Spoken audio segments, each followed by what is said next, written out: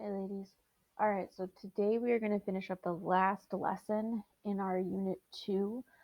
Your test will be later this week, but this is going to be the very last thing that we're going to talk about. We are going to be talking about modern China, and we're not going to get all the way up through to present day. We're going to probably discuss that when we get to Unit 4, but we are going to talk about kind of the path that China's taken, which has, managed to keep them successful versus the Soviet Union, which collapsed. So looking at again this graph, you have Mao Zedong, and you see the GDP, which is the total value of all the goods and services produced in a country, basically about how much money have they made. And you can see that under Mao was fairly stagnant and it was very low in comparison. And under Deng Xiaoping, not only has it started to increase, but because of that type of path, you see a sharp rise. All right. So based on the graph, describe China's GDP during Mao Zedong's rule. Based on the graph, what change did Deng Xiaoping make to the country's economic policy in 1978? And what effect did Deng Xiaoping's rule have on China? So, looking at this graph, I want you to think about these three questions.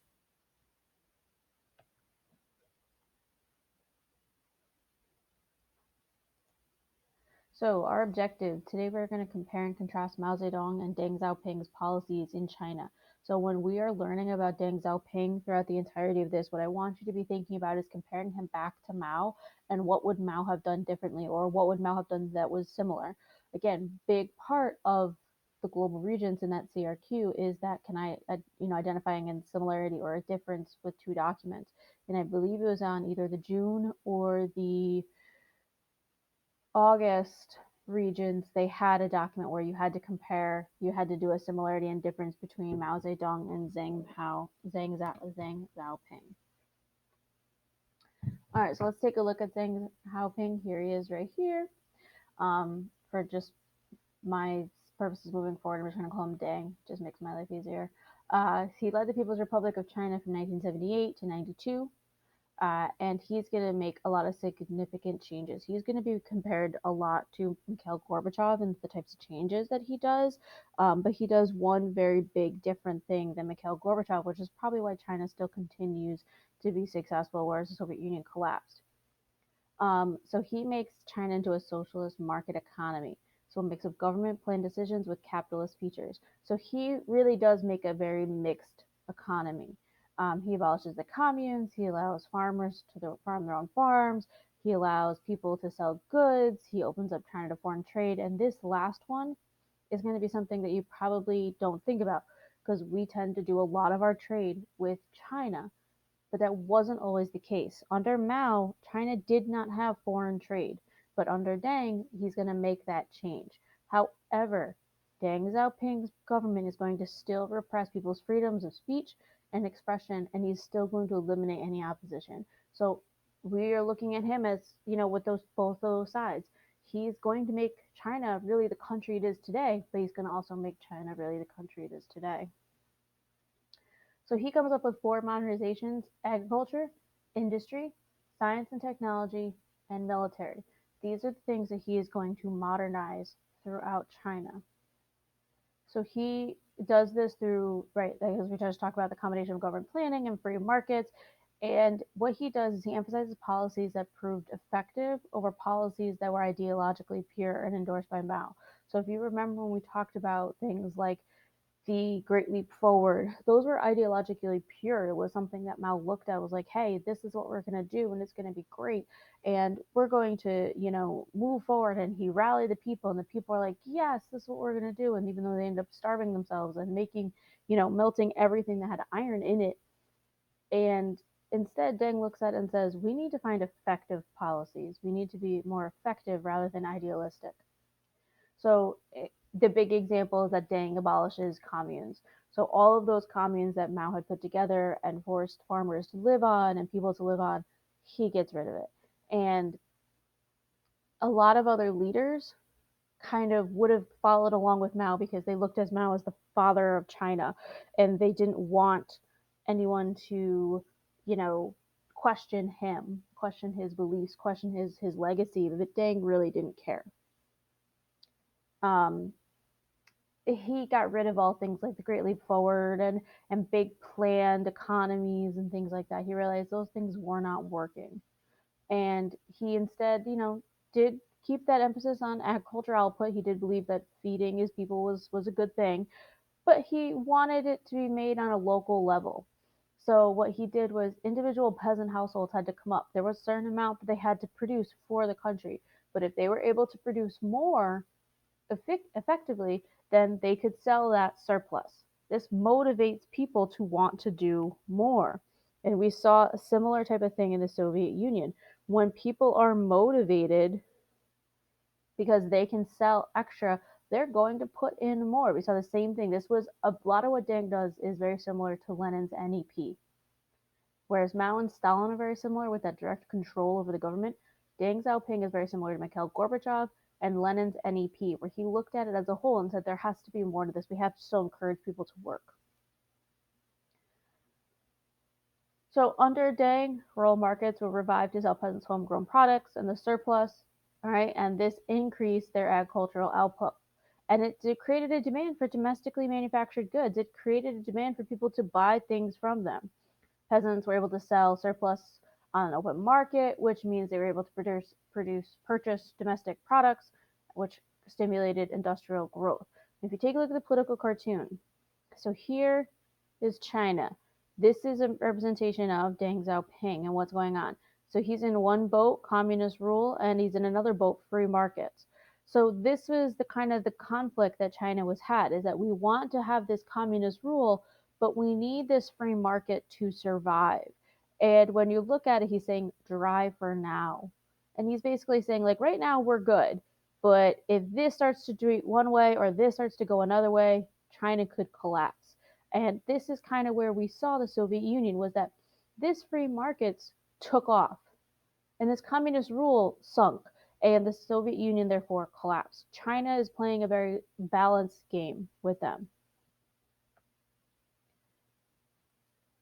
All right, and again, Deng shifts this industrial development in China from the government directed that Mao supported to the idea that we're going to produce goods that can be sold to other countries for profit. So his whole goal was making money for China, which should be the goal of any country, was how do we make money for ourselves? So these reforms were a reversal of the Maoist policy of economic self-reliance, which meant that China could prosper without involving other countries. So Mao wanted self-reliance. Deng realizes he's going to need other countries in order to survive correctly in this new modern world. So he steps up the volume of foreign trade. All right. He starts buying new machinery from Japan, from the West, so they can make products faster. And he focuses on export. He takes advantage of foreign investment, advanced technologies, professional management, and he attracts a lot of foreign companies to China. And that's why we still see today China being a manufacturing giant in the world because of Deng Xiaoping. Things that Deng did is what's going to lead China into becoming what China is right now. So if you take a look at the graph, you're going to see that the graph of U.S. imports and exports showing the trade between the two countries increased during and after Deng's rule. So you can see that there was very little to almost no trade, and then all of a sudden it starts to skyrocket up. And you can start to see that these exports and imports are going up. So Deng Xiaoping is going to have relationships with the West. He is going to be the first Chinese leader to visit the United States when he goes to visit President Carter. He also improves relationships with Japan, which, if we remember all the way back through World War II, was a hot button topic. But he realized that after World War II, when the United States rebuilt Japan, that Japan was a rapidly progressing economic power and that China needed to watch what Japan was doing so that they could also be the same as Japan. All right, all of these videos are going to be posted in Classroom, so I'm not going to watch them here with you today, but I do highly recommend that you go back and watch them. This particular video kind of gives you a little overview of Tiananmen Square and what happened. This video is an actual news coverage of the 1989 Tiananmen Square protest, so it gives you an idea visually of what was going on. So we talked about all the great things that Deng Xiaoping did economically for China, how he set them on the path for modernization. But like we just said, there's two sides. when it comes to political control, Deng Xiaoping was no different than Mao or Stalin or any of these other leaders that we have discussed. So the Tiananmen Square protests began in mid-April of 1989, and they're a pro-democracy movement. Sometimes the regions like to tie those into other types of pro-democracy movements or other types of human rights violations. Okay, and what they were looking for was they were trying to gain more political freedom. Deng Xiaoping, for a little while attempted with this idea of, let the people tell us what's going on. And he did it more to kind of gain some support. He really didn't care that much. However, there was a death of Hu Yaobang, who was a Chinese politician who was a supporter, on April 15th. And that's when people started to kind of protest. And they started to gather just as, a remembrance to him. And then it started to become a little bit more disgruntled and a little bit longer. And then there was a sit in.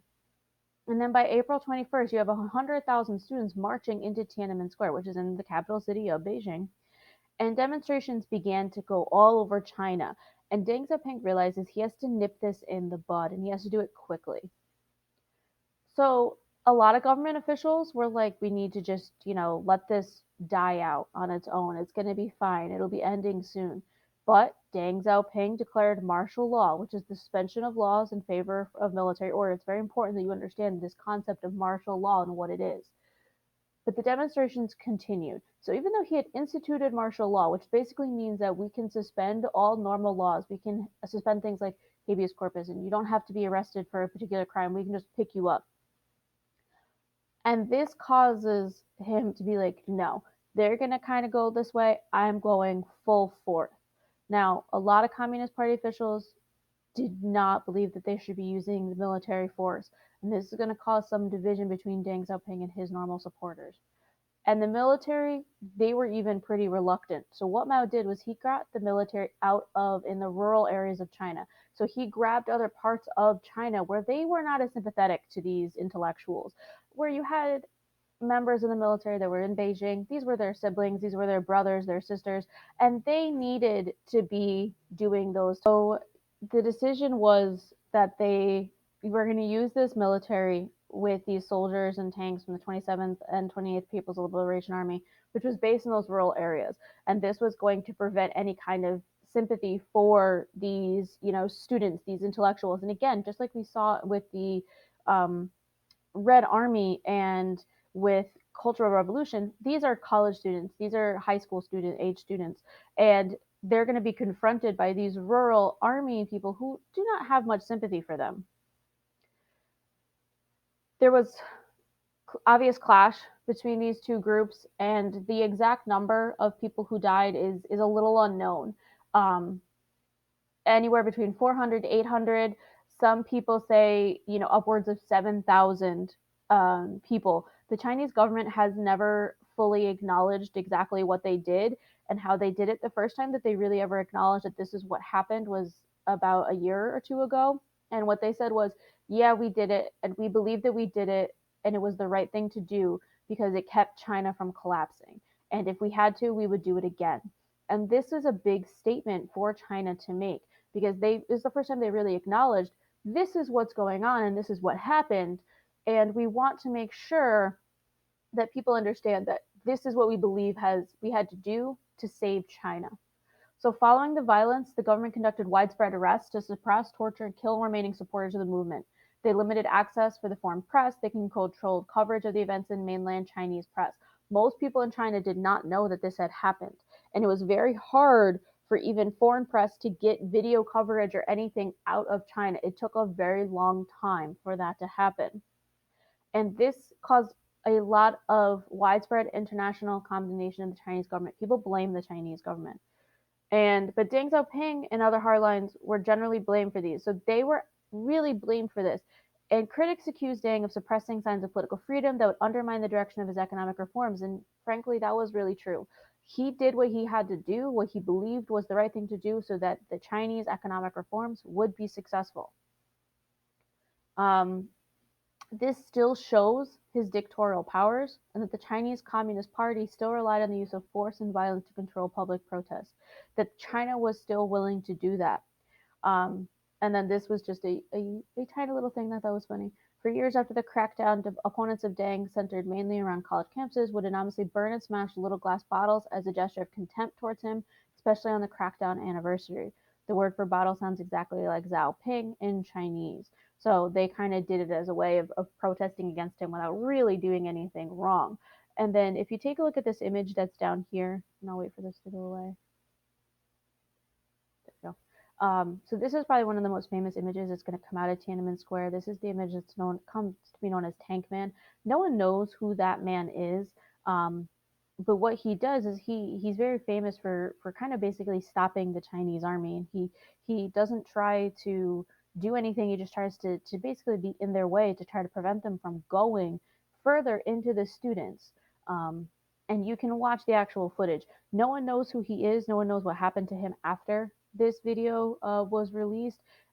He's just gone down in history as Tank Man. This video is describing the protest 30 years later. So I do recommend you watch it because it does kind of go over a little bit more. It also gets you to understand, hopefully, that a lot of people in China did not know and were not taught this throughout history. So this is not something they could like easily Google search and see what happened. The Chinese government has very close control over what happened. So looking at this political cartoon, again, kind of thinking about that CRQ question, identify the cartoonist's claim. So basically, what is his point of view? Okay, what is the point of view of this cartoon? You have Dang right here, and he says free markets, not people. Right? And what does Dang believe when he's talking about this? All right, so you should still be doing some note summaries. You should still be understanding what we're doing and making sure that you are taking notes on this. I don't just try to rely on these videos to try to remember this information. You want to still go through the practice of taking your notes, reading through them.